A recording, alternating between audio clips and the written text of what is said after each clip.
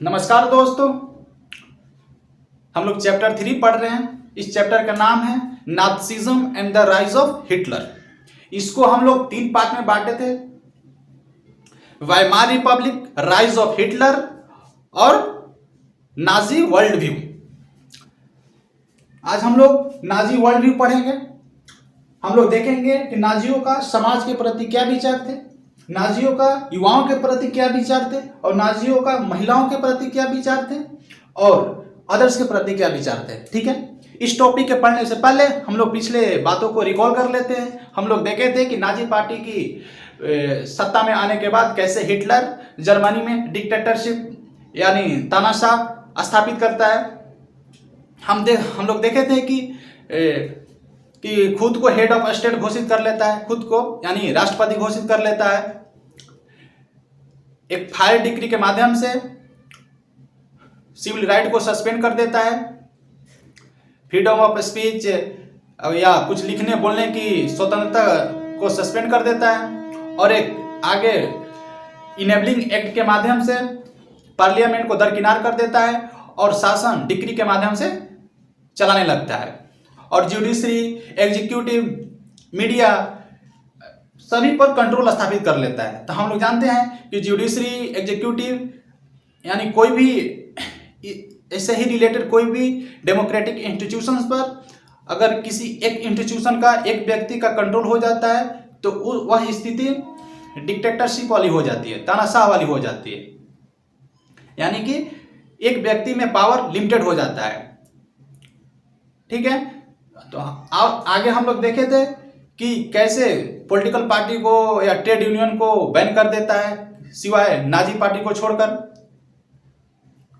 ठीक है, आज हम लोग पढ़ेंगे वर्ल्ड व्यू, कि नाजियों का वर्ल्ड के प्रति क्या विचार थे, सोसाइटी, यूथ, वुमेन और अदर्स के प्रति क्या विचार थे। नाजियों के विचार को हिटलर के पर्यायवाची माना जाता है, क्योंकि नाजी पार्टी का हेड वही था और उसी के अनुसार नाजी पार्टी के मेंबर्स कार्य करते थे।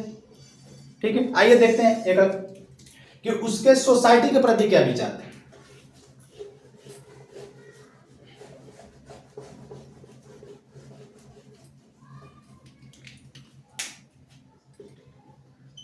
सोसाइटी के प्रति क्या विचार थे। No equality. नाजियों और हिटलर के दृष्टिकोण के अनुसार समाज में सभी को बराबरी का हक नहीं था।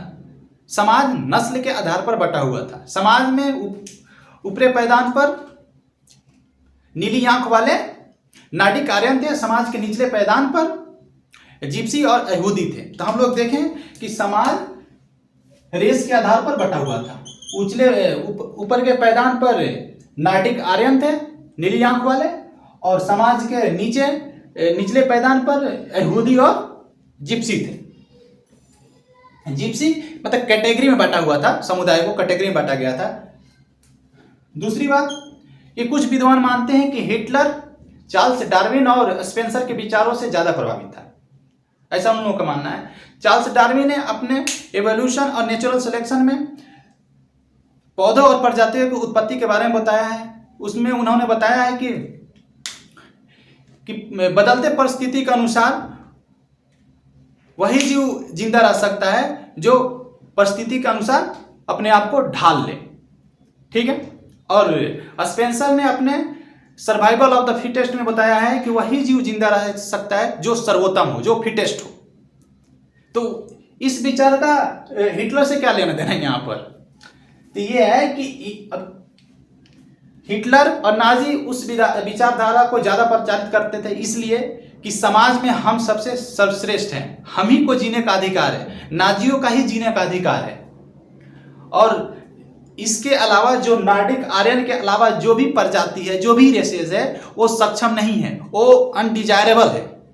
डिजायरेबल नाजी हैं, वो जिंदा रहने के लायक नहीं है। इस आधार पर हम लोग देखते हैं कि नाजियों ने यहूदी और जिप्सियों को गैस चेंबर में बंद कर मार दिया जाता था। इसके लिए वर्ड यूज किया जाता था समान समाधान। हत्या भी नहीं, सामान्य समाधान सब जैसा वर्ड यूज किया जाता था। तो इस विचार का यहां लागू किया गया। आइडियोलॉजी, ठीक है। Third, geopolitical concept. इस विचार के अनुसार नाजी और हिटलर का मानना था कि ज्यादा से ज्यादा क्षेत्रों पर कब्जा किया जाए।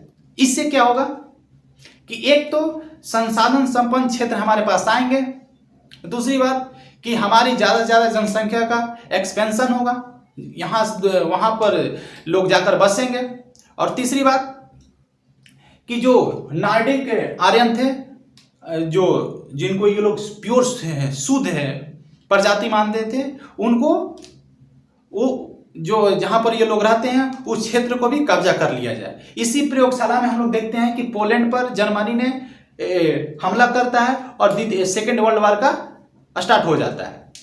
ठीक है, तो हम लोग देखे हैं ना कि सेकेंड वर्ल्ड वॉर सितंबर 1939 में स्टार्ट हो जाता है। क्यों? यही जियो पॉलिटिकल कंसेप्ट के आधार पर जर्मनी पोलैंड पर हमला करता है।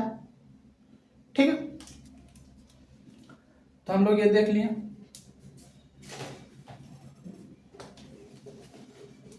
हम लोग देख लिए कि सोसाइटी के प्रति इनके क्या विचार थे।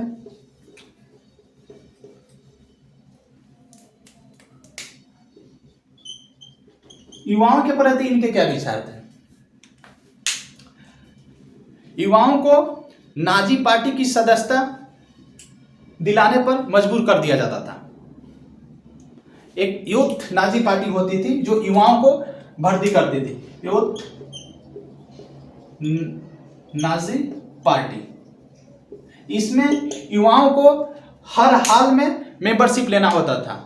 वह युवा जो नॉर्डिक आर्यन थे उनको 18 वर्ष की उम्र तक नाजी शिक्षा दी जाती थी। नाजी विचारधारा से इनको गुजरना पड़ता था।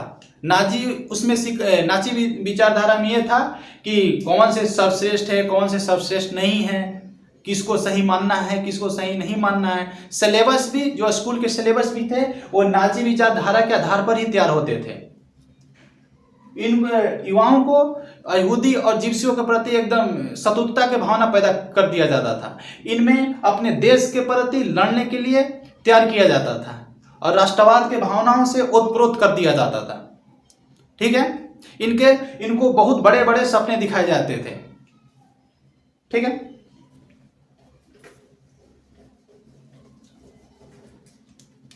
महिलाओं के प्रति इनके क्या विचार थे। महिलाओं को भी ये लोग समान अधिकार को नहीं मानते थे। नाजियों और हिटलर का मानना था कि महिलाएं अच्छे बच्चे पैदा करने के लिए होती है, अच्छे नॉर्डिक आर्यन पैदा करने के लिए होती है, इन लोगों का मानना था। ठीक है, और महिलाओं को यहूदियों के साथ संबंध बनाने पर रोक लगा दिया गया कि आप उनके साथ शादी नहीं कर सकते हैं, आप विवाहेतर संबंध नहीं बना सकते हैं। ठीक है, और आदर्श में हम लोग देखते हैं कि 1935 में एक सिटीजनशिप एक्ट लाता है। सिटीजनशिप एक्ट आता है। इसमें हम लोग देखते हैं यहूदियों से, जिप्सियों से, पोलिसों से सिटीजन मतलब नागरिकता का अधिकार छीन लिया जाता है। उनको कंसंट्रेशन हाउस में भेज दिया जाता है। कंसंट्रेशन हाउस हम लोग जानते हैं कि वहाँ वो हाउस होता था जो इलीगल तौर पर लोगों को रखा जाता था और बाद में चेंबर हाउसेस में मार दिया जाता था।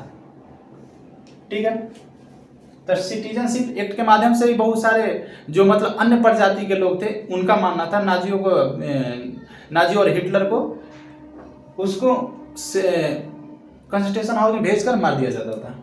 ठीक है, तो हम लोग मोटा मोटा